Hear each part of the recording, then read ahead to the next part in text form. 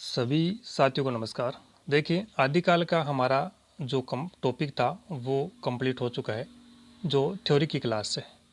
तो इसके साथ ही अब हमारा दायित्व बनता है कि आदिकाल टॉपिक के जितने भी ऑब्जेक्टिव क्वेश्चन पूर्व के एग्ज़ाम में आए हुए हैं और जिन क्वेश्चन की आगे बढ़ने की संभावना है उनका हम प्रैक्टिस करें, ताकि एक मूल्यांकन हो सके और हमारा मनोबल बढ़ सके कि कितना कुछ हमें आ रहा है और क्या कुछ याद है।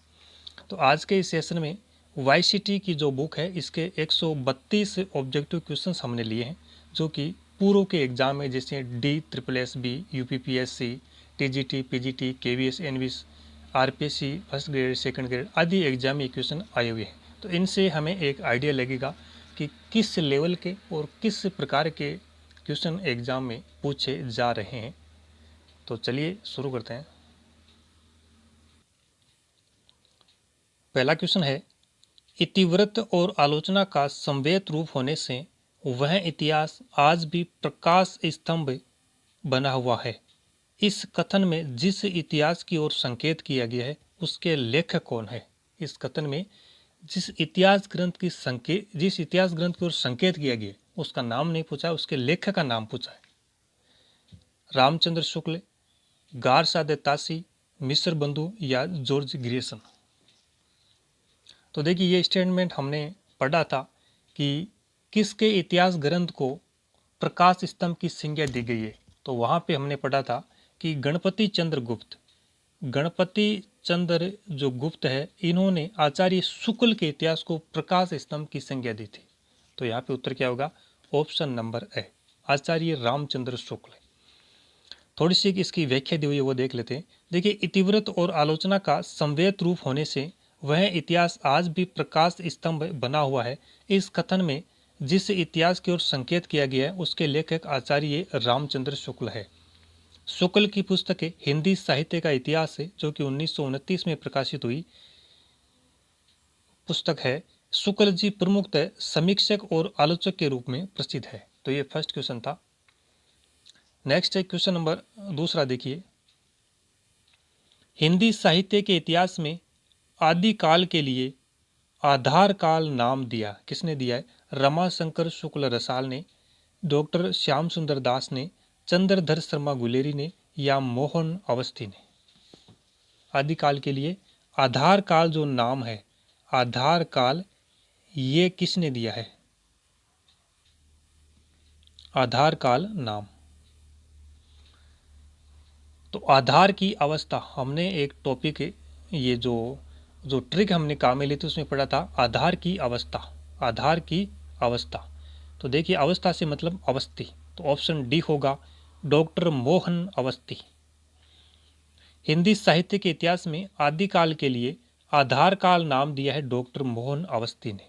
आदिकाल को आधार काल नाम सुमन राजे ने भी दिया है, दोनों ने दिया है। मोहन अवस्थी और सुमन राजे दोनों ने आदिकाल को क्या नाम दिया है? आधार काल। कुछ एक नामकरण यहाँ पे दिए हुए, देखिए आदिकाल के। चारण काल किसने दिया है? जॉर्ज ग्रियर्सन ने। आरंभिक काल मिस्र बंधुओं ने। बीज वपन काल महावीर प्रसाद द्विवेदी ने। आदिकाल का नामकरण बीज वपन काल किसने किया है? महावीर प्रसाद द्विवेदी ने। वीरगाथा काल आचार्य शुक्ल ने कहा ही है। सिद्ध सामंत काल राहुल सर सिद्ध पुरुष थे। वीर काल विश्वनाथ प्रसाद मिश्र ने दिया है। संधि काल एवं चारण काल डॉक्टर राम कुमार वर्मा ने दिया है। और आदिकाल नामकरण किया है हजारी प्रसाद द्विवेदी ने, जो कि सर्वमान्य रूप से प्रसिद्ध है। आधार काल सुमन राजे और मोहन अवस्थी ने दिया है। आदिकाल का नामकरण जो आधार काल दिया है वो सुमन राजे और मोहन अवस्थी। जय काल रमाशंकर शुक्ल रसाल ने। फिर देखिए क्वेश्चन नंबर तीसरा है, रामचंद्र शुक्ल का साहित्य इतिहास ग्रंथ हिंदी साहित्य का इतिहास नागरी प्रचारणी सभा काशी से प्रकाशित हिंदी शब्द सागर की भूमिका के रूप में किस शीर्षक से लिखा गया था? उसका शीर्षक क्या था? हिंदी साहित्य की भूमिका, हिंदी साहित्य की परंपरा, हिंदी साहित्य का अतीत या हिंदी साहित्य का विकास। तो बताइए उसका शीर्षक इनमें से क्या था? ऑप्शन इसमें डी सही होगा, हिंदी साहित्य का विकास। रामचंद्र शुक्ल का साहित्य इतिहास ग्रंथ हिंदी साहित्य का इतिहास नागरिक प्रचारणी सभा से प्रकाशित हिंदी शब्द सागर की भूमिका के रूप में हिंदी साहित्य का विकास नाम से या विकास शीर्षक से सन 1929 में, कब, सन 1929 में प्रकाशित हुआ। हिंदी साहित्य की भूमिका 1940 ईस्वी में यह आचार्य हजारी प्रसाद द्विवेदी का ग्रंथ है और हिंदी साहित्य का अतीत आचार्य विश्वनाथ प्रसाद की रचना या ग्रंथ है। नेक्स्ट देखिए question number 4, a dictionary of English and Hindustani. A dictionary of English and Hindustani के लेखक कौन है? George Grierson, William Growse, John Gilchrist या फ्रेडरिक पिंकार्ट। तो ये एक नई रचना है हमारे सामने। इसके लेखक है जॉन गिलक्राइस्ट। ऑप्शन सी इसमें सही होगा। A dictionary of English and Hindustani के लेखक है जॉन गिलक्राइस्ट है।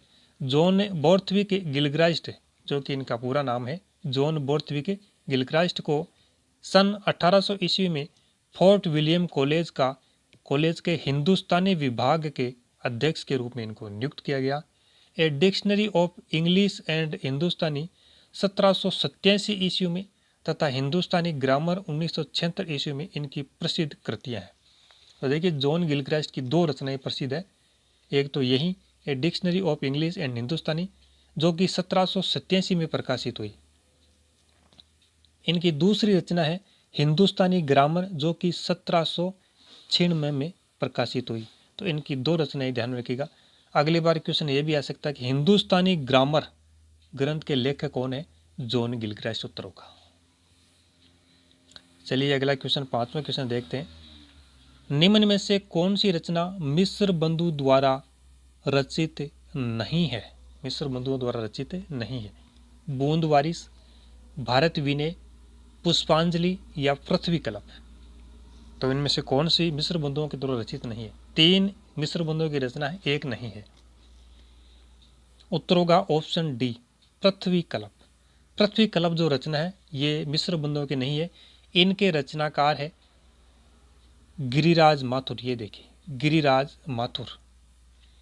बाकी बूंद वारिस, भारत विनय और पुष्पांजलि मिस्र बंधुओं की रचनाएं हैं। मंजीर, नाश और निर्माण, धूप के दान, शिलापंक चमकेले आदि भी गिरिजा कुमार माथुर जी की रचनाएं हैं। गिरिजा कुमार माथुर तार सप्तक 1943 ईस्वी के प्रमुख कवि है। ये थोड़ी सी जानकारी गिरिजा कुमार माथुर के संबंध में थी, जो कि तार सप्तक के प्रसिद्ध कवि थे। भारत विनय, बूंद वारिस, पुष्पांजलि, नेत्रोन्मिलन आदि मिस्र बंधुओं की रचनाएं हैं। हिंदी साहित्य के इतिहास और समालोचना की दृष्टि से इनकी रचना कौन सी है? एक हिंदी नवरत्न और मिस्र बंधु विनोद भी महत्वपूर्ण है। मिस्र बंधु विनोद कितने भागों में विभाजित है? 4 भागों में, जिसमें 5000 लगभग कवियों एवं लेखकों का परिचयात्मक उल्लेख हुआ है। तो ये मिस्र बंधुओं के संबंध में जानकारी थी। इन रचनाओं को ध्यान में रखिएगा। बूंद वारिस, भारत विनय, पुष्पांजलि 3 ये हो गई। एक ध्यान में रखिएगा नेत्रोन्मिलन, ये भी इनकी रचना है। इसके अलावा हिंदी नवरत्न और मिस्र बंधु विनोद। चलिए आगे चलते हैं। क्वेश्चन नंबर 6 इसमें दिया हुआ है। एशियाटिक सोसाइटी ऑफ बंगाल की पत्रिका के विशेषांक के रूप में निकलने वाला हिंदी साहित्य का इतिहास कौन सा है? The modern vernacular literature of northern Hindustan, the sketch of Hindi literature, A history of Hindi literature, Hindi साहित्य का इतिहास। तो बताइए एशियाटिक सोसाइटी ऑफ बंगाल की पत्रिका विशेषांक के रूप में कौन सा हिंदी साहित्य का इतिहास ग्रंथ निकला था? उत्तर होगा option number A, the modern vernacular literature of Hindustan. यह इतिहास ग्रंथ एशियाटिक सोसाइटी ऑफ बंगाल की पत्रिका की विशेषांक के रूप में निकलने वाला हिंदी साहित्य का इतिहास ग्रंथ है, जो कि सन 1888 ईस्वी में प्रकाशित हुआ था। और इस ग्रंथ के लेखक कौन है? George Grierson. ग्रियर्सन ने अपने ग्रंथ में 952 कवियों को शामिल किया था। फिर देखिए किशोरीलाल गुप्त ने इस ग्रंथ का, किसका? The modern vernacular literature of Hindustan का हिंदी अनुवाद हिंदी साहित्य का प्रथम इतिहास शीर्षक से हिंदी में किया था, जो कि सन 1957 में प्रकाशित हुआ था। नेक्स्ट क्वेश्चन नंबर 7वां देखिए, हिंदी काव्य धारा के संग्रहकर्ता साहित्यकार का नाम क्या है? महामहोपाध्याय हरप्रसाद शास्त्री, महापंडित राहुल शंकरतैन, डॉक्टर शहीदुल्लाह और डॉक्टर प्रबोध चंद्र बागची। हिंदी काव्य धारा, इसके संग्रहकर्ता बताना है, यानी लेखक का नाम बताना है। देखिए ऑप्शन इसमें बी होगा, महापंडित राहुल शंकरतैन। हिंदी काव्य धारा के संग्रहकर्ता साहित्यकार का नाम महापंडित राहुल शंकरतैन है। यह एक इतिहास ग्रंथ है। इन्हें यात्रा साहित्य का पितामह कहा जाता है। किनको? राहुल शंकरतैन को यात्रा साहित्य का पितामह कहा जाता है। इनकी प्रमुख यात्रा साहित्य है मेरी लद्दाख यात्रा, मेरी तिब्बत यात्रा, किन्नर देश में, चीन में क्या देखा और रूस में 25 मास। खैर ये बाद में देखेंगे हम, तो ये ध्यान रखिएगा। हिंदी काव्य धारा के लेखक महापंडित राहुल शंकरतैन। क्वेश्चन नंबर 8वां, इनमें से किसने अपने हिंदी साहित्य इतिहास में आदिकाल को संधि काल तथा चारण काल नामक दो उपशीर्षकों से विभाजित किया है? Doctor Ramashankar Shukla Rasal, Ram Khilawan Pandey, doctor Ram Kumar Verma, doctor Ganpati Chandra Gupta. संधि काल और चारण काल से उत्तर होगा option number C, Ram Kumar Verma. Ram Kumar Verma ने अपने हिंदी साहित्य इतिहास में आदिकाल को संधि काल और चारण काल नामक दो शीर्षकों से, ध्यान रखिएगा दो शीर्षक हो गई है, दो शीर्षकों से विभाजित किया है। रामकुमार वर्मा को आधुनिक हिंदी एकांकी का जन्मदाता कहा जाता है। फिर आगे देखिए कुछ एक लेखक दिए हुए, देखिए जैसे चारण काल नाम किसने दिया है आदिकाल को? जॉर्ज ग्रियर्सन ने। संधि काल और चारण काल दो शीर्षक है, तब रामकुमार वर्मा करना है। केवल चारण काल आए तो उत्तर क्या होगा? ग्रियर्सन। वीरगाथा काल आचार्य शुक्ल ने दिया ही है। आधार काल सुमन राजे और कौन है? मोहन अवस्थी। और सिद्ध सामंत काल राहुल शंकरतैन। अगला प्रश्न संख्या 9वां, हिंदी साहित्य का वैज्ञानिक इतिहास के लेखक कौन है? नामवर सिंह, रामस्वरूप चतुर्वेदी, राम कुमार वर्मा या गणपति चंद्र गुप्त। वैज्ञानिक इतिहास उत्तर होगा option number D, Ganpati Chandra गुप्त। हिंदी साहित्य का वैज्ञानिक इतिहास के लेखक कौन है? गणपति चंद्र गुप्त। यह रचना दो भागों में प्रकाशित हुई है सन 1965 में। कब? इसका रचना काल क्या है? 1965 ईस्वी, और दो भागों में प्रकाशित हुई है। डॉक्टर रामस्वरूप चतुर्वेदी ने हिंदी साहित्य और संवेदना का विकास 1986 ईस्वी में ग्रंथ लिखा है। हिंदी साहित्य और संवेदना का विकास 1986 ईस्वी। इसके लेखक कौन है? रामस्वरूप चतुर्वेदी। हिंदी साहित्य का आलोचनात्मक इतिहास 1938 ईस्वी। इस ग्रंथ के लेखक कौन है? राम कुमार वर्मा। आधुनिक हिंदी साहित्य की प्रवृत्तियां, दूसरी परंपरा की खोज और आलोचक के मुख से, ये जो आलोचनात्मक कृतियां ये किसकी है? डॉक्टर नामवर सिंह की। और जॉर्ज ग्रियर्सन का ग्रंथ है मॉडर्न वर्नाक्यूलर 1888 ईस्वी में, जो कि सच्चे अर्थों में हिंदी साहित्य का पहला इतिहास ग्रंथ माना जाता है। प्रश्न संख्या 10वां, हिंदी साहित्य का वृहत इतिहास, इस इतिहास ग्रंथ का प्रकाशन किया था, इसका प्रकाशन किसने किया था? भारतीय भाषा परिषद कलकत्ता ने, राष्ट्रभाषा प्रचार समिति वर्धा ने, हिंदुस्तान एकेडमी इलाहाबाद ने, नागरी प्रचारणी सभा काशी ने। हिंदी साहित्य का वृहत इतिहास जो पुस्तक है, इसका प्रकाशन किसने किया था? उत्तर होगा ऑप्शन नंबर डी, नागरी प्रचारणी सभा काशी ने। हिंदी साहित्य का वृहत इतिहास ग्रंथ का प्रकाशन नागरी प्रचारणी सभा काशी ने किया था। नागरी प्रचारणी सभा से हिंदी साहित्य का वृहत इतिहास का प्रकाशन 16 खंडों में हो चुका है। कितने खंडों में? 16 खंडों में हो चुका है। हिंदी साहित्य के इतिहास लेखन का सबसे पहला प्रयास की अगर बात करें तो वो कौन है? फ्रेंच विद्वान गारसा दे तासी है। इनकी पुस्तक का नाम क्या है? इस्तवार दे ला लिटरेचर एंदु ए हिंदुस्तानी। और गिरिसन की बार बार ये आ रही है, द मॉडर्न वर्नाक्यूलर 1888 ईस्वी में।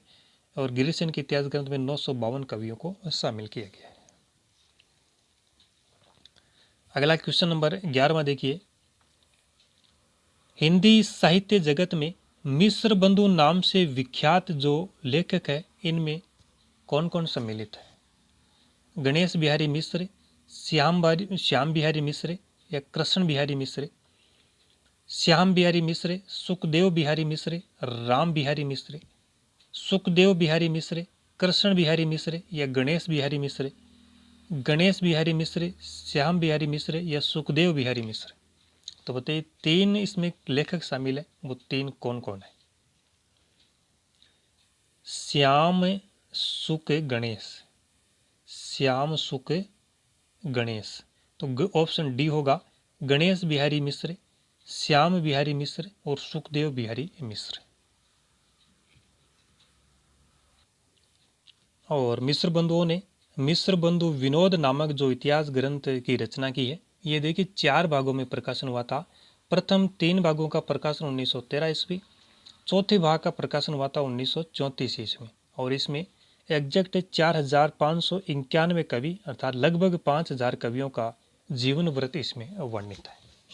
12वां क्वेश्चन है, मिश्र बंधुओं ने रीतिकाल को नाम दिया है। ये टॉपिक ही रीतिकाल के तहत आएगा।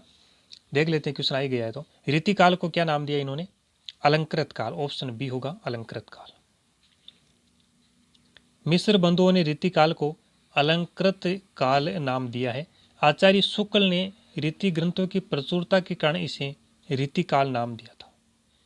विश्वनाथ प्रसाद मिश्र ने श्रृंगार काल, रमाशंकर शुक्ल रसाल ने कला काल ये नामकरण दिया। ये जो टॉपिक हम रीतिकाल के तहत पढ़ेंगे। अगला देखिए प्रश्न संख्या 13 नंबर देखिए, प्रश्न 13 नंबर, हिंदी साहित्य के आदिकाल को सिद्ध सामंत युग नाम किसने दिया है? हजारी प्रसाद द्विवेदी, राम कुमार वर्मा, रामचंद्र शुक्ल, राहुल संकृतन। तो उत्तर तो देखते दिमाग में आ गया होगा, ऑप्शन डी राहुल संकृतन। चारण काल गिरीशन निकाय, बीज वपन काल महावीर प्रसाद द्विवेदी, वीरगाथा शुक्ल, सिद्ध सामंत राहुल संकृतन, संधि एवं चारण काल राम कुमार वर्मा, केवल चारण काल आए तो गिरीशन, बार बार पढ़ते जाना है, आदिकाल हजारी प्रसाद द्विवेदी। अगला क्वेश्चन नंबर 14, हिंदी साहित्य और संवेदना का विकास किसकी रचना है? राम स्वरूप चतुर्वेदी, डॉक्टर श्याम सुंदर दास, डॉक्टर नगेंद्र, डॉक्टर रामविलास शर्मा? संवेदना स्वरूप, संवेदना स्वरूप क्या होगा? ऑप्शन नंबर है राम स्वरूप चतुर्वेदी। तो हिंदी साहित्य और संवेदना का विकास 1986 ईस्वी की ये रचना है राम स्वरूप चतुर्वेदी की। भारतीय साहित्य के इतिहास की समस्याएं के लेखक है रामविलास शर्मा। हिंदी भाषा का विकास पुस्तक के लेखक है डॉक्टर श्याम सुंदर दास। कुछ एक इतिहास ग्रंथ इसमें और दिए हुए देख लेते हैं। हिंदी साहित्य का इतिहास 1973 डॉक्टर नगेंद्र द्वारा संपादित इतिहास ग्रंथ है। हिंदी साहित्य का इतिहास दर्शन नलिन विलोचन शर्मा। दर्शन किससे करते हैं? नेत्रों से, लोचन। हिंदी साहित्य का विवेचनात्मक इतिहास सूर्यकांत शास्त्री। विवेचना किन की जाती है? शास्त्रों की।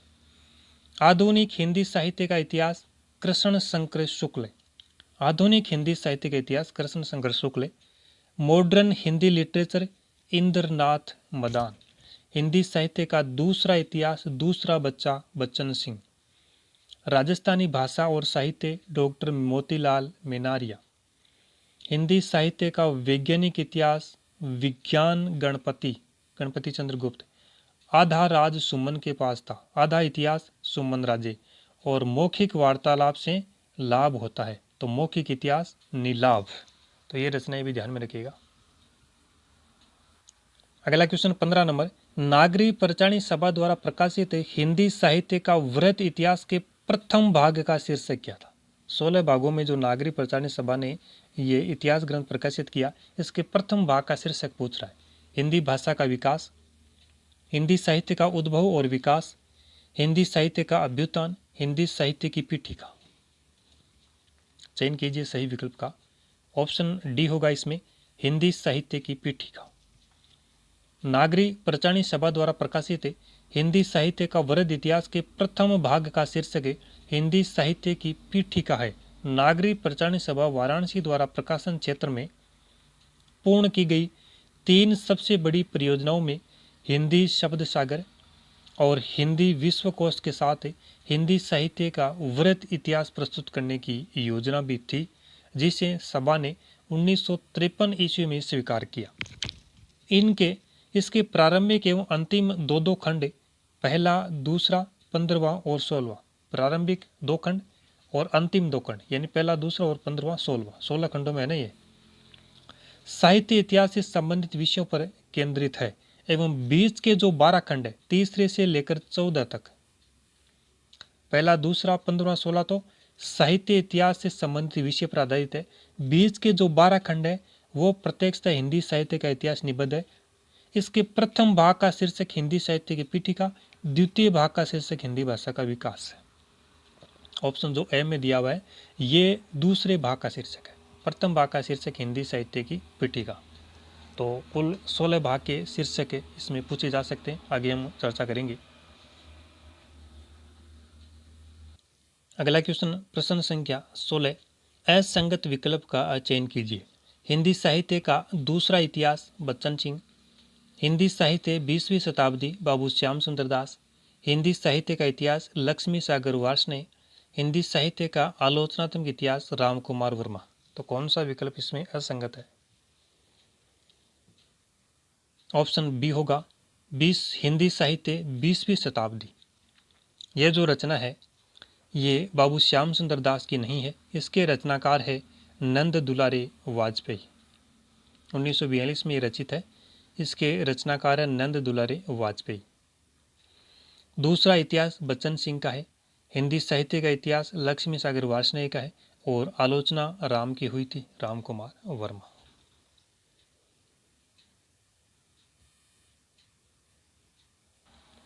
क्वेश्चन नंबर 17, काल प्रवृत्ति का निर्णय प्राप्त ग्रंथों की संख्या द्वारा नहीं निर्णित हो सकता, बल्कि उस काल की मुख्य प्रेरणादायक वस्तु के आधार पर ही हो सकता है।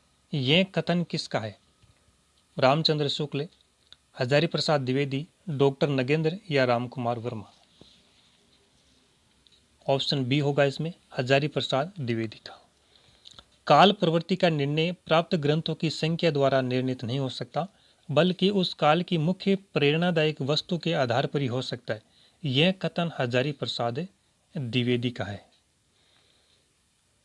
फिर देखिए रामचंद्र शुक्ल का कथन है कि जिस काल विभाग के भीतर किसी विशेष ढंग की रचनाओं की प्रचुरता दिखाई पड़ी है वह एक अलग काल माना गया है और उनका नामकरण उन्हीं रचनाओं के स्वरूप के अनुसार किया गया है। यह बात कही है आचार्य शुक्ल ने। काल विभाजन साहित्यिक प्रवृत्तियों की समानता के आधार पर होना चाहिए। काल का विभाजन किस आधार पर होना चाहिए? उस साहित्य के प्रवृत्तियों की समानता के आधार पर, उस समय की साहित्यिक प्रवृत्तियों के समानता के आधार पर काल विभाजन होना चाहिए।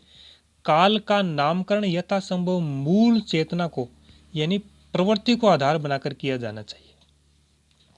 प्रवृत्ति के आधार पर काल का नामकरण होना चाहिए और काल विभाजन साहित्यिक प्रवृत्तियों की समानता के आधार पर। युगों का सीमांकन मूल प्रवृत्तियों के आरंभ और समापन के अनुसार करना चाहिए। काल की मूल प्रवृत्ति का निर्धारण प्रमुख ग्रंथों के आधार पर करना चाहिए।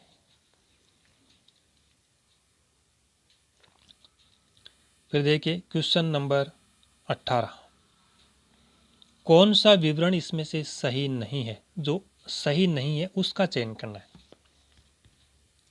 फर्स्ट दिया हुआ है, गारसाद तासी ने अपने इतिहास ग्रंथ में कवियों को काल क्रमानुसार प्रस्तुत किया है। ऑप्शन बी है, शिव सिंह सरोज में लगभग 1000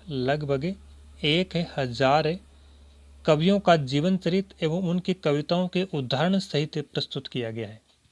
ऑप्शन सी में दिया हुआ है, जॉर्ज ग्रियर्सन के इतिहास ग्रंथ का हिंदी अनुवाद हिंदी साहित्य का प्रथम इतिहास शीर्षक से प्रकाशित हुआ है। और ऑप्शन डी है, जॉर्ज ग्रियर्सन ने कवियों और लेखकों को काल क्रमानुसार वर्गीकृत किया है। तो देखिए हमने पढ़ा था कि कवियों और लेखकों को काल क्रमानुसार वर्गीकरण करने का पहला प्रयास ग्रियर्सन साहब ने किया था।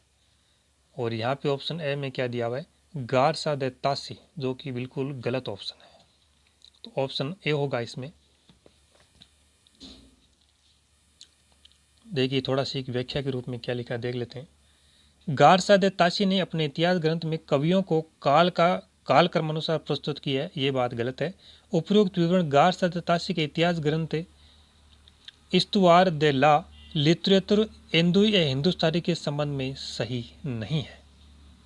गारसाद तासी के ग्रंथ को उर्दू, हिंदी अथवा हिंदुस्तानी साहित्य का सर्वप्रथम इतिहास ग्रंथ माना जाता है। इसका पहला संस्करण 2 भागों में, कितने भागों में, 2 भागों में, 1839 और 1847। कुल संस्करण इसके 2 थे। भाग कितने थे, 5। तो प्रथम संस्करण का पहला भाग 1839 में, दूसरा भाग 1847 में। दूसरा संस्करण जो इसका प्रकाशित हुआ था उसका पहला और दूसरा भाग 1870 में, तीसरा भाग 1871 में प्रकाशित हुए हैं। शिव सिंह सेंगर द्वारा रचित 1883 ईस्वी में प्रकाशित पुस्तक कौन सी है, शिव सिंह सरोज, जिसमें 838 कवियों का जीवन चरित्र और उनकी कविताओं के उदाहरण दिए गए हैं। नेक्स्ट है प्रश्न संख्या 19वां क्वेश्चन। देखिए 19वां क्वेश्चन है, इतिहास का इतिवृत्तात्मक लेखन सबसे प्रथम मिस्र बंधु विनोद में पाया जाता है। यह उक्ति किसकी है? इतिवृत्तात्मक लेखन सबसे पहले मिस्र बंधु विनोद में पाया जाता है। यह उक्ति किसकी है? आचार्य रामचंद्र शुक्ल, डॉक्टर राम कुमार वर्मा, आचार्य हजारी प्रसाद द्विवेदी या डॉक्टर नगेंद्र। ऑप्शन इसमें बी होगा, राम कुमार वर्मा। इसके संबंध में देखिए दिया हुआ है कि इतिहास का इतिवृत्तात्मक लेखन सबसे पहले मिस्र बंधु विनोद में पाया जाता है। उक्त कथन डॉक्टर राम कुमार वर्मा का है। आचार्य रामचंद्र शुक्ल ने मिस्र बंधु विनोद को बड़ा भारी कविव्रत संग्रह की संज्ञा दी है। क्या संज्ञा दी है? बड़ा भारी कविव्रत संग्रह। मिस्र बंधुओं में श्याम बिहारी, सुखदेव बिहारी और गणेश बिहारी शंकर है, जिनको शुक्ल ने परिश्रमी संकलनकर्ता कहा है। क्या कहा है? परिश्रमी संकलनकर्ता इन तीनों को। अगला क्वेश्चन नंबर 20वां देखिए, मिस्र बंधु विनोद के विषय में कौन सा विवरण सही नहीं है? मिस्र बंधु विनोद जो रचना है इसके संबंध में जो विवरण सही नहीं है उसका चयन करना है। ऑप्शन ए में दिया हुआ है, इसमें अनेक कवि जो अज्ञात थे प्रकाश में लाए गए हैं और उनके साहित्यिक महत्व का मूल्य आंका गया है। ऑप्शन बी है, इसके प्रथम 3 भाग संवत 1970 विक्रम में और चतुर्थ भाग संवत 1991 विक्रम में प्रकाशित हुए। ऑप्शन सी है, चतुर्थ भाग साहित्य के वर्तमान काल से संबंधित है। ऑप्शन डी है, इसके चारों भागों में लगभग 3000 कवियों का विवरण मिलता है। तो चयन कीजिए असत्य विकल्प कौन सा है। उत्तर तो दिया हुआ है, ऑप्शन डी होगा, 3000 कवियों का विवरण मिलता है। ये गलत है। कितने कवियों का विवरण मिलता है इसमें? 5000 कवियों का। ऑप्शन ए सही है।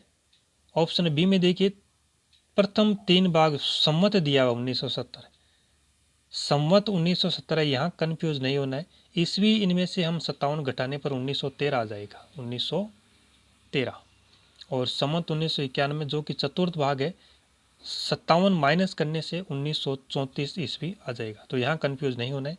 और जो चौथा भाग है, इसका जो चतुर्थ भाग है जो कि 1934 में प्रकाशित हुआ था, इसका संबंध किससे है? वर्तमान काल से है। इसका संबंध है वर्तमान काल से। तो इस प्रश्न का ऑप्शन डी होगा। इसमें 5000 कवियों का विवरण मिलता है। तो ये चीज़ें हमने देख ही ली। क्वेश्चन नंबर 21वां देखिए। हिंदुस्तानी को सर्वप्रथम हिंदी किस विद्वान ने कहा? जॉर्ज ग्रियर्सन, गिलक्राइस्ट, इंशाअल्लाह खां, सदाशिव लाल। ऑप्शन बी है गिलक्राइस्ट ने। क्वेश्चन नंबर 22वां देखिए। हिंदी साहित्य का आलोचनात्मक इतिहास। तो आलोचना साहब किसकी हुई थी? राम की। क्वेश्चन देखते ही अगर उत्तर आ रहा है तो इसका मतलब ये तो बहुत अच्छी बात है।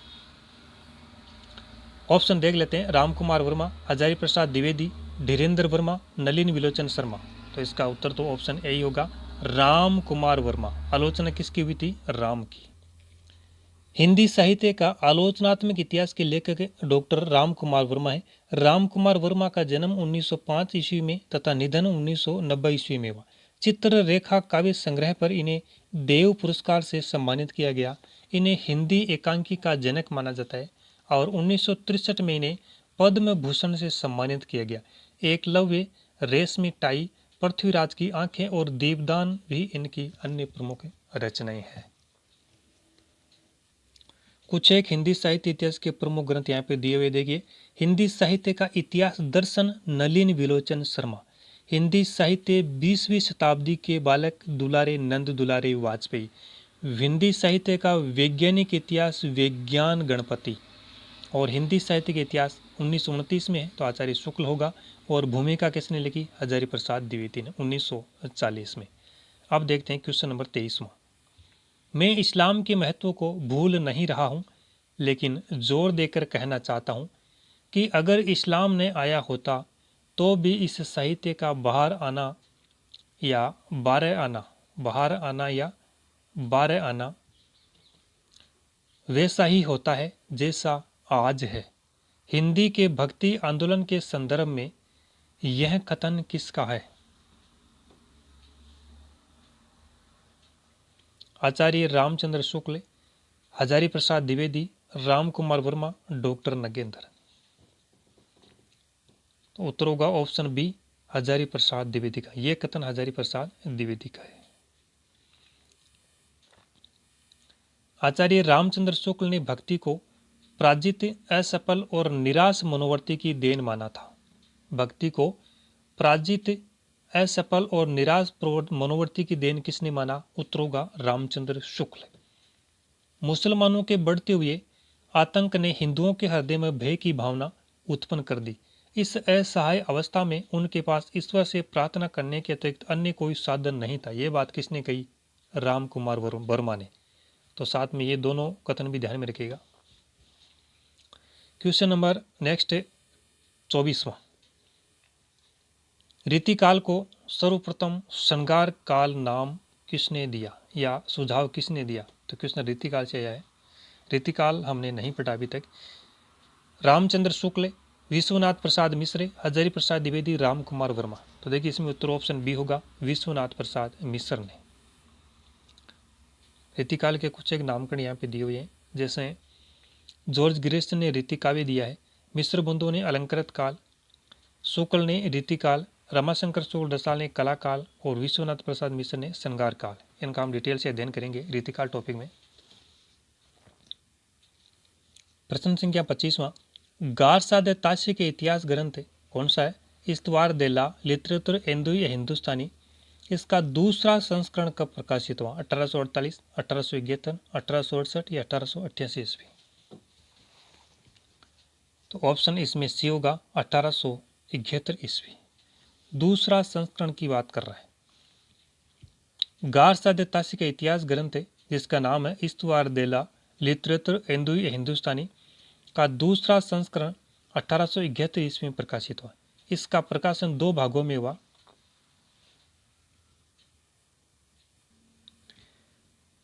सन 1839 ईस्वी और 1847 ईस्वी। ये थोड़ा सी यहाँ पे मिस्टेक है। ये 1839 और 47 में प्रथम संस्करण के 2 भागों का प्रकाशन हुआ था, प्रथम संस्करण के। द्वितीय संस्करण के जो भाग है 3 भाग, उनका तो 1870 और 71 में हुआ था। तो हिंदी साहित्य के इतिहास से लेखन का सबसे पहला प्रयास फ्रेंच विद्वान गार्थ ताशी ने किया। इनके ग्रंथ में कुल 738 कवि है, जिनमें हिंदी के 72 कवि और शेष कवि उर्दू के हैं। गार्थ ताशी ने अपनी पुस्तक किस भाषा में लिखी? फ्रेंच भाषा में। लक्ष्मी सागर वार्ष्णेय ने गार्थ ताशी के ग्रंथ का हिंदी अनुवाद किया। किसने किया? लक्ष्मी सागर वार्ष्णेय ने। हिंदी साहित्य के इतिहास नाम से। कब? 1952 में। नेक्स्ट है क्वेश्चन नंबर 26 में। देखिए, रामचंद्र शुक्ल का हिंदी साहित्य का इतिहास पहले किस ग्रंथ की भूमिका के रूप में छपा था?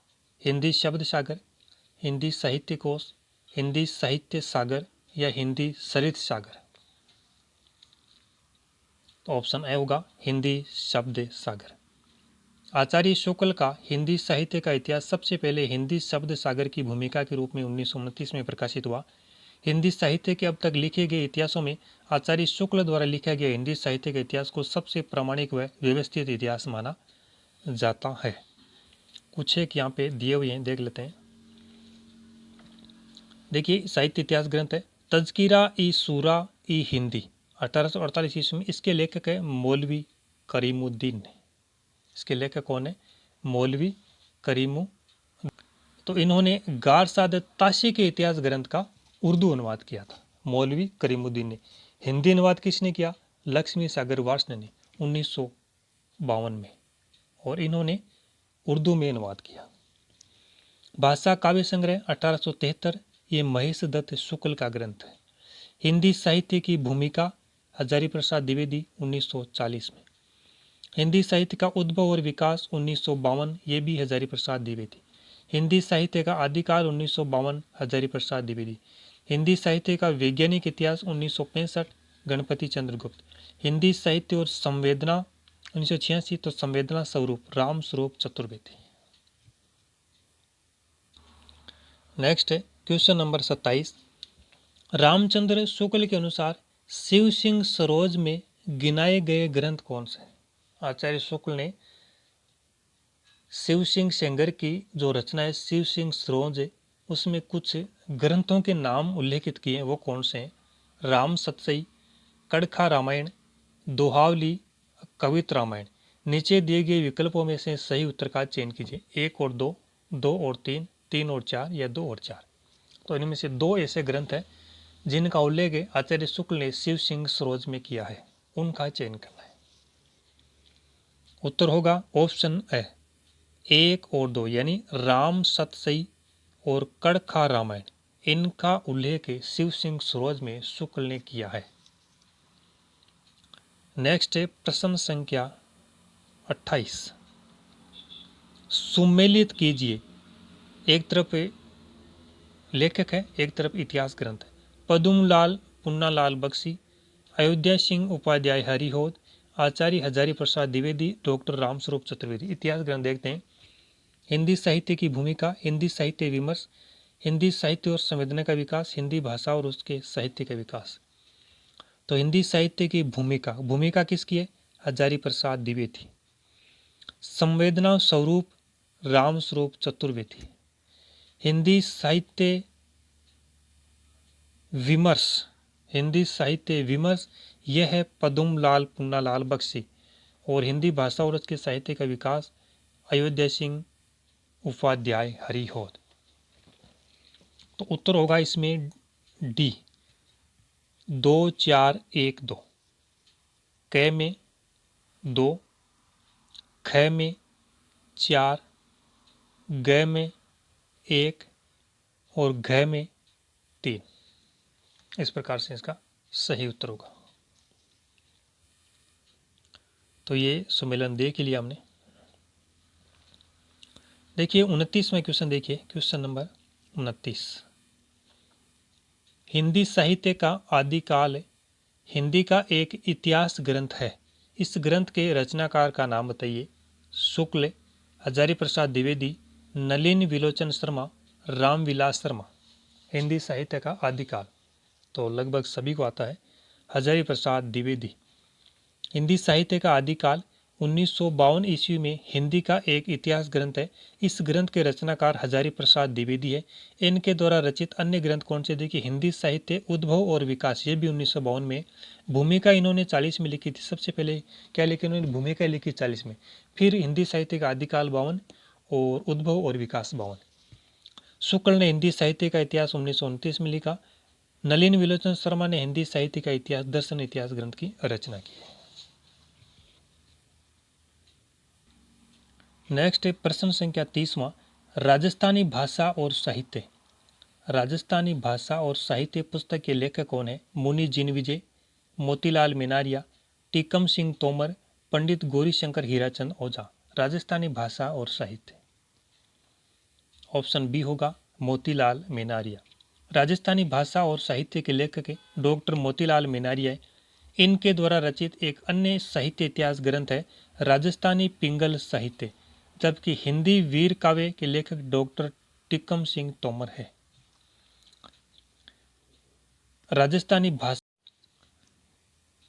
हिंदी वीर काव्य जो ग्रंथ है, इसके लेखक देखिए टिक्कम सिंह तोमर है। एक अभी हमने पीछे देखा था हिंदी काव्य धारा, हिंदी काव्य धारा। हिंदी काव्य धारा जो रचना है वो है राहुल शंकरतैन की। किसकी है? राहुल शंकरतैन की। दोनों ध्यान रखिएगा, हिंदी वीर काव्य टिक्कम सिंह तोमर, हिंदी काव्य धारा राहुल शंकरतैन। नेक्स्ट क्वेश्चन नंबर देखिए 31वें क्वेश्चन देखिए, इनमें से किस साहित्य इतिहास ग्रंथ को किशोरीलाल गुप्त ने हिंदी साहित्य का प्रथम इतिहास नाम से अनुवाद करके प्रकाशित किया? अनुवाद करके प्रकाशित किया, तो वो ग्रंथ कौन सा था? इस्तवार देला literature A Hindustani, A sketch of Hindi literature, A history of Hindi literature, the modern vernacular literature of northern Hindustan. तो बताइए चारों में से कौन सा वो ग्रंथ था जिसका किशोरीलाल गुप्त ने हिंदी साहित्य का प्रथम इतिहास नाम से अनुवाद करके प्रकाशन करवाया? ऑप्शन नंबर इसमें डी होगा, the modern vernacular literature of northern Hindustan. George Grierson का यह इतिहास ग्रंथ है। 1888 ईस्वी में इतिहास ग्रंथ प्रकाशित हुआ और इसी का सन 1957 में हिंदी साहित्य का प्रथम इतिहास नाम से किशोरीलाल गुप्त ने हिंदी अनुवाद किया। गारसाद ताशी के इतिहास ग्रंथ का नाम है इस्तवार देला लिटरेचर इंडो हिंदुस्तानी, जो कि 1839 और 1847 में इसके प्रथम 2 भाग प्रकाशित हुए। लक्ष्मी सागर वार्ष्णेय ने इसका गारसाद ताशी के ग्रंथ का हिंदुई साहित्य के इतिहास नाम से 1952 में अनुवाद किया। A sketch of Hindi literature 1917 ग्रंथ के लेखक पादरी एडविन ग्रिप्स है और a history of Hindi literature FEK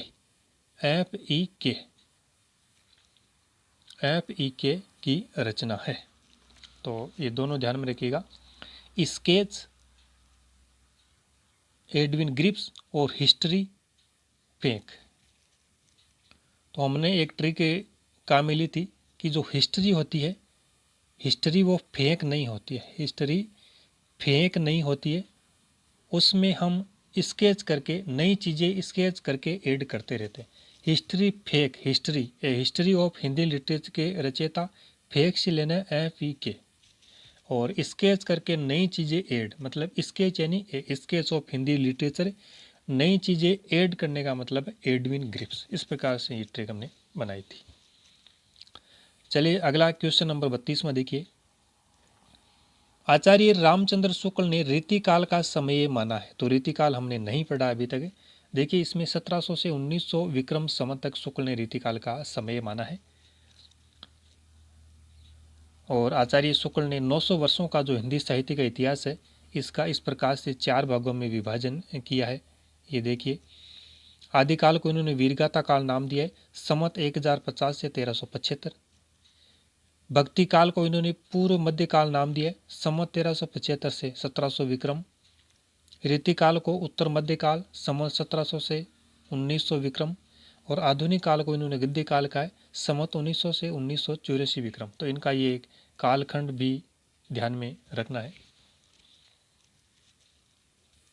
next question number 33वां, किसने हिंदी साहित्य का इतिहास नहीं लिखा? राम कुमार वर्मा, नगेंद्र, हजारी प्रसाद द्विवेदी, लक्ष्मी सागर वासने। तो बताइए इनमें से किसने हिंदी साहित्य का इतिहास नहीं लिखा है? उत्तर होगा ऑप्शन सी। देखिए क्या दिया हुआ यहाँ पे, सी। डॉक्टर नगेंद्र ने हिंदी साहित्य का इतिहास नहीं लिखा है, बल्कि हिंदी साहित्य का इतिहास ग्रंथ के ये संपादक है। रामकुमार वर्मा द्वारा हिंदी साहित्य का आलोचनात्मक इतिहास लिखा गया है। हजारी प्रसाद द्विवेदी ने 3 ग्रंथ लिखे, भूमिका 40 में, उद्भव 52 और आदिकाल 52। लक्ष्मी सागर वास ने हिंदू साहित्य का इतिहास 1952 में जो इतिहास ग्रंथ इन्होंने लिखाई है। नेक्स्ट है क्वेश्चन नंबर 34, 34वां क्वेश्चन देखिए, किस इतिहास लेखक ने अपने इतिहास ग्रंथ में लगभग 5000 कवियों का, लगभग 5000 कवियों का विवरण दिया है? मिश्र बंधु, शिव सिंह सेंगर, आचार्य रामचंद्र शुक्ल और सर जॉर्ज ग्रियर्सन। तो बताइए 5000 कवियों का जीवन वृत्त लिखने वाला इतिहास ग्रंथ कौन सा है? सही उत्तर होगा ऑप्शन ए। मिश्र बंधुओं ने मिश्र बंधु विनोद में 5000 कवियों का, कुल कितने, 4591 कवियों का विवरण दिया है। मिश्र बंधुओं ने गणेश बिहारी, श्याम बिहारी, सुखदेव बिहारी शामिल है। इन्होंने मिश्र बंधु विनोद नामक इतिहास ग्रंथ की रचना की, जो कि 4 भागों में प्रकाशित हुआ है। प्रथम 3 भाग 1913 में, चतुर्थ भाग का प्रकाशन 1934 में, जो कि वर्तमान काल से संबंधित है। फिर देखिए शिव सिंह सेंगर ने शिव सिंह सरोज लिखा है 1883 ईस्वी में, जिसमें कितने कवियों का विवरण है, 838, लगभग 1000 कवि मान सकते हैं आप। ग्रियर्सन ने भी अपने इतिहास ग्रंथ में 952 कवियों का विवरण दिया है, और आचार्य शुक्ल ने 1000 कवियों का। तो ध्यान में रखिएगा 838 कवि, 838 कवियों का विवरण किसने दिया है? शिव सिंह सरोज, शिव सिंह सरोज। 952 कवियों का विवरण किस में है? 952 कवियों का ग्रियर्सन के ग्रंथ में, the modern vernacular literature of northern Hindustan में। उसके बाद में बात करते हैं 952 के बाद में 1000, लगभग 1000 कवि आचार्य शुक्ल के ग्रंथ में है। फिर आगे बात करते हैं 5000 कवि किस में है? तो ये है मिश्र बंधु विनोद में, मिश्र बंधु विनोद में।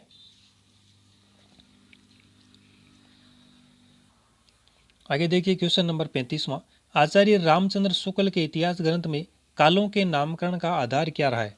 पूर्व परंपरा, युग प्रवृत्ति, प्रमुख ग्रंथ, इनमें से कोई नहीं। इन्होंने जो काल विभाजन के अंतर्गत कालों का जो नामकरण किया है, उसका आधार क्या है शुक्ल के अनुसार? ऑप्शन इसमें बी होगा, युग प्रवृत्ति। आचार्य रामचंद्र शुक्ल के इतिहास ग्रंथ में कालों के नामकरण का आधार युग प्रवृत्ति रहा है। आचार्य शुक्ल ने अपना इतिहास ग्रंथ हिंदी साहित्य का इतिहास है किस पद्धति पर आधारित है? विधेयवादी पद्धति पर। प्रकाशन वर्ष 1929।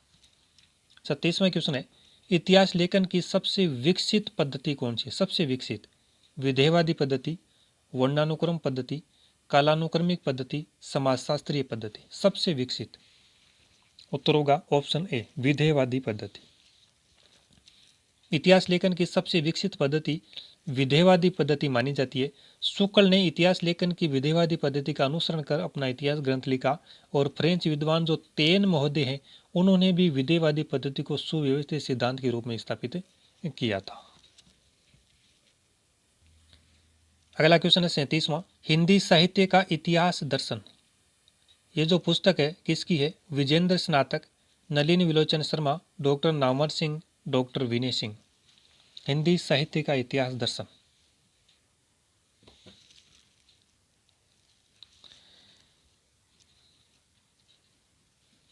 सही उत्तर होगा option D, doctor Nalin विलोचन Sharma. इसमें देखिए व्याख्या में दिया हुआ है कि हिंदी साहित्य का इतिहास दर्शन नामक इतिहास ग्रंथ के लेखक डॉक्टर नलिन विलोचन शर्मा है। प्रश्न में हिंदी देने के कारण त्रुटिपूर्ण है। और वैसे इसके लेखक कौन है? डॉक्टर नलिन विलोचन शर्मा। विजेंद्र स्नातक का ग्रंथ है हिंदी साहित्य का इतिहास। डॉक्टर नामवर सिंह की रचना है दूसरी परंपरा की खोज। विनय सिंह विनय मोहन की रचना है हिंदी साहित्य का अभ्युत्थान। क्वेश्चन नंबर 38 है, भारतीय साहित्य की भूमिका के लेखक है। भारतीय साहित्य की भूमिका, अगर हिंदी साहित्य की भूमिका था तब तो सीधा उत्तर होता हजारी प्रसाद द्विवेदी। यहाँ पे क्वेश्चन आया है भारतीय साहित्य की भूमिका, दूधनाथ सिंह, रामदरस मिश्र, रामविलास शर्मा, उपरोक्त में से कोई नहीं। अगर यहाँ पे हजारी प्रसाद द्विवेदी भी ऑप्शन में होता तो फिर क्या उत्तर होता? अगर यहाँ पे ध्यान नहीं देते तो सीधे हजारी प्रसाद द्विवेदी की तरफ ही जाते।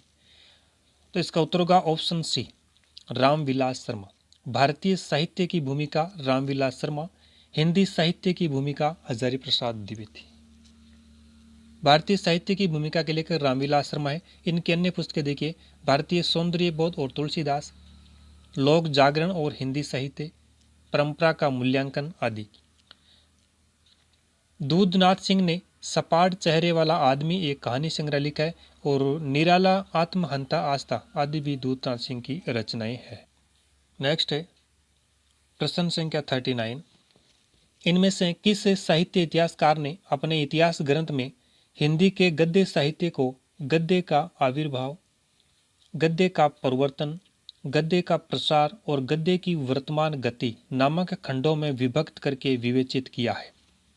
बच्चन सिंह, रामचंद्र शुक्ल, शिव सिंह सेंगर, रमाशंकर शुक्ल रसाल।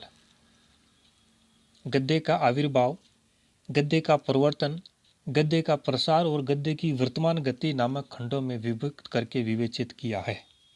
उत्तर होगा आचार्य रामचंद्र शुक्ल।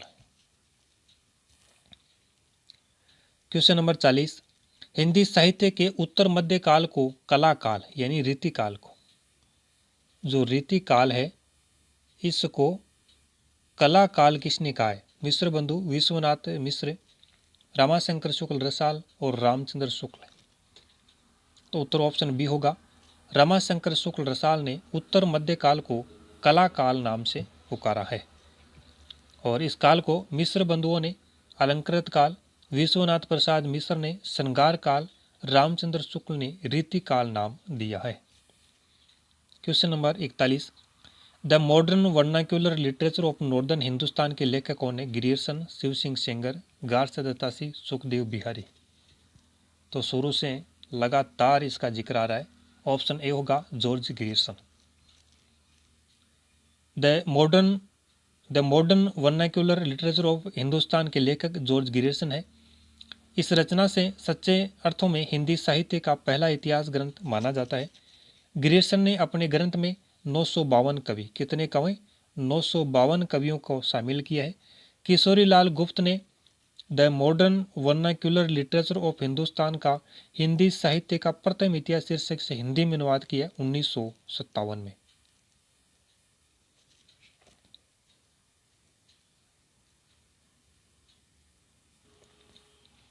क्वेश्चन नंबर 42, हिंदी साहित्य के इतिहास लेखन की परंपरा का सूत्रपात किया था? Shukla, Garcin de Tassy, George Grierson, Shiv Singh Sengar. यानी हिंदी साहित्य के इतिहास लेखन की शुरुआत किसने की? तो उत्तर होगा गारसा दत्तासी। हिंदी साहित्य के इतिहास लेखन की परंपरा का सूत्रपात गारसा दत्तासी ने किया था। गारसा दत्तासी की पुस्तक किस भाषा में? फ्रेंच भाषा में। पुस्तक का नाम क्या है? इस्तवार दे ला लिटरेचर ए हिंदुस्तानी। कितने भागों में है? 2 भागों में। भाग तो इसके 5 है, वैसे यहाँ पे 2 गलत दिया है। 2 संस्करण है। क्या है? 2 संस्करण है, 5 भाग है। पहले संस्करण का प्रथम भाग 1839 में, दूसरा भाग 1847 में, और जो दूसरा संस्करण है उसके प्रथम 2 भाग 1870 में और तीसरा भाग 1871 में। इस प्रकार से यह है। अगला क्वेश्चन देखिए, क्वेश्चन नंबर 43, हिंदी साहित्य के उत्तर मध्य काल को यानी रीति काल को अलंकृत काल किसने कहा? तो ये क्वेश्चन बार बार आ रहा है। मिस्र बंधुओं ने। 44वें क्वेश्चन देखिए, हिंदी साहित्य का आरंभ 693 ईस्वी से मानने वाले इतिहासकार है शुक्ल, राम कुमार वर्मा, हजारी प्रसाद द्विवेदी और डॉक्टर नगेंद्र।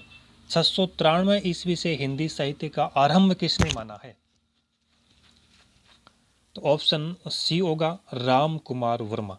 हिंदी साहित्य का आरंभ 693 ईस्वी से मानने वाले विद्वान या इतिहासकार राम कुमार वर्मा है। राम कुमार वर्मा हिंदी साहित्य की अवधि 693 ईस्वी से 1693 ईस्वी तक मानते हैं, अर्थात संधि काल से लेकर भक्ति काल तक की अवधि को ही इन्होंने लिया है। संधि काल से लेकर भक्ति काल तक की अवधि इन्होंने शामिल की है। 693 ईस्वी से 1693 ईस्वी, रीति काल और आधुनिक काल को इन्होंने शामिल नहीं किया है। तभी तो एक क्वेश्चन बनता है कि किसने हिंदी साहित्य का अधूरा इतिहास लिखा? तो यही है राम कुमार वर्मा, जिन्होंने हिंदी साहित्य का अधूरा इतिहास लिखा, यानी भक्ति काल तक इन्होंने शामिल किया है। हिंदी साहित्य का उत्तर मध्य काल यानी रीतिकाल को रीतिकाल किसने कहा? तो ये शुक्ल साहब है। कला काल रमाशंकर शुक्ल रसाल ने, श्रृंगार काल विश्वनाथ प्रसाद मिश्र ने, अलंकृत काल मिश्र बंधुओं ने। चलिए अगला क्वेश्चन 46वां, वर्ण क्रमानुसार, ये वर्ण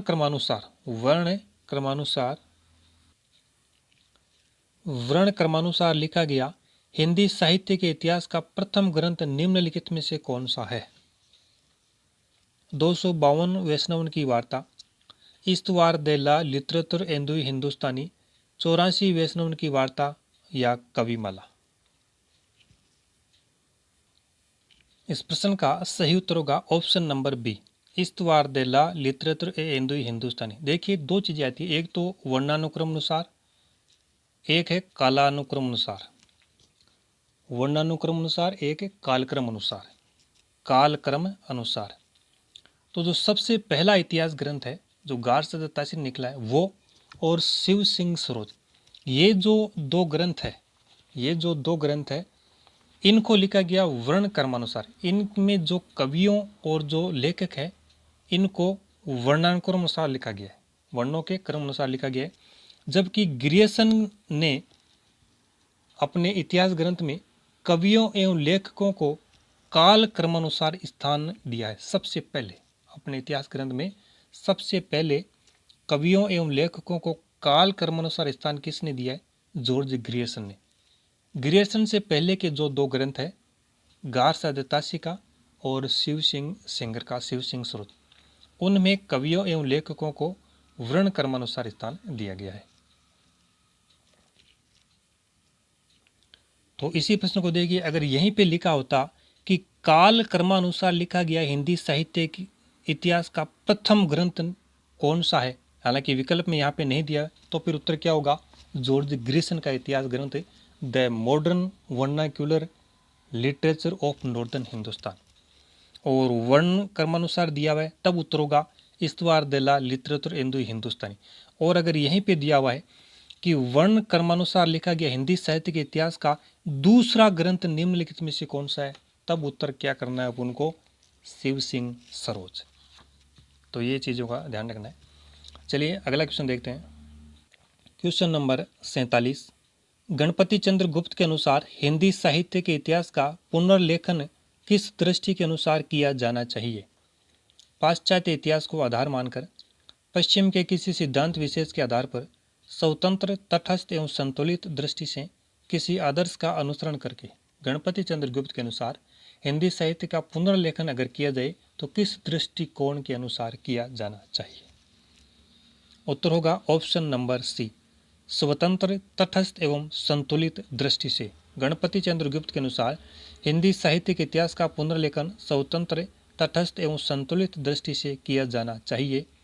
ध्यातव्य है कि गणपति चंद्र गुप्त ने हिंदी साहित्य का इतिहास ग्रंथ हिंदी साहित्य का वैज्ञानिक इतिहास नाम से 2 भागों में वर्ष 1965 में लिखा। कितने भागों में? 2 भागों में। क्वेश्चन नंबर 48 48 में देखिए, आचार्य शुक्ल की ऐतिहासिक दृष्टि है कैसी है?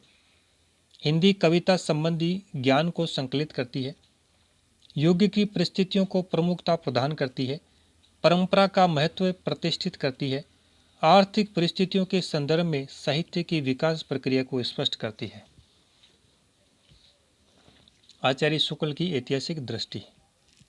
DSSB PGT में एक क्वेश्चन पूछा गया है, तो देखिए इस प्रकार के क्वेश्चन भी आते हैं। इसमें ऑप्शन बी होगा, युग की परिस्थितियों को प्रमुखता प्रदान करती है। युग की परिस्थितियों को प्रमुखता प्रदान करती है। आचार्य शुक्ल की ऐतिहासिक दृष्टि युग की परिस्थितियों को प्रमुखता प्रदान करती है। शुक्ल ने साहित्य इतिहास के प्रति एक निश्चित एवं सुस्पष्ट दृष्टिकोण का परिचय देते हुए युगीन परिस्थितियों के संदर्भ में विकास क्रम की व्याख्या करने का प्रयास किया। युगीन परिस्थितियों के संदर्भ में विकास क्रम की इन्होंने व्याख्या करने का प्रयास किया। इनका प्रसिद्ध ग्रंथ है हिंदी साहित्य का इतिहास, जो कि 1929 में प्रकाशित हुआ। क्वेश्चन नंबर 49, ऐतिहासिक कालक्रम के अनुसार निम्नलिखित में से कौन सा नामकरण गलत है? रीतिकाल, मध्यकाल, आदिकाल और संक्रांति काल। ऐतिहासिक कालक्रम के अनुसार निम्नलिखित में से कौन सा नामकरण गलत है? उत्तर होगा ऑप्शन ए। ऐतिहासिक कालक्रम के अनुसार दिए गए नामों में से रीतिकाल नाम गलत है। आदिकाल, मध्यकाल, पूर्व मध्यकाल एवं उत्तर मध्यकाल, संक्रांति काल आदि नाम ऐतिहासिक कालक्रम की दृष्टि से सही है। जो रीतिकाल है ये ऐतिहासिक कालक्रम की दृष्टि से गलत विकल्प है यहाँ पे। नेक्स्ट है क्वेश्चन नंबर 50वां, निम्नलिखित में से किस लेखक ने कालों की रचनाओं की विशेष प्रवृत्ति के अनुसार उनका नामकरण किया? किस लेखक ने कालों की रचनाओं की विशेष प्रवृत्ति के आधार पर नामकरण किया है? रामकुमार वर्मा, शिव सिंह सेंगर, डॉक्टर नगेंद्र, रामचंद्र शुक्ल। उत्तर होगा ऑप्शन डी, आचार्य रामचंद्र शुक्ल। शुक्ल ने कालों की रचनाओं की विशेष प्रवृत्ति के अनुसार उनका नामकरण किया है। आचार्य शुक्ल ने इतिहास लेखन की विधिवादी पद्धति को अपनाया और हिंदी साहित्य के 900 वर्षों के इतिहास को 4 खंडों में इन्होंने विभाजित किया है, जो कि हमने देख ही लिया। वीरगाथा काल इन्होंने आदिकाल का नामकरण किया है, भक्ति काल को पूर्व मध्यकाल, रीतिकाल को उत्तर मध्यकाल, आधुनिक काल को इन्होंने गद्य काल नाम दिया है। तो इस प्रकार से तो देखिए साथियों, इस मतलब PDF में कुल 132 क्वेश्चन थे, लेकिन आज के सेशन को हम यहीं समाप्त करते हैं 50 प्रश्नों पर ही।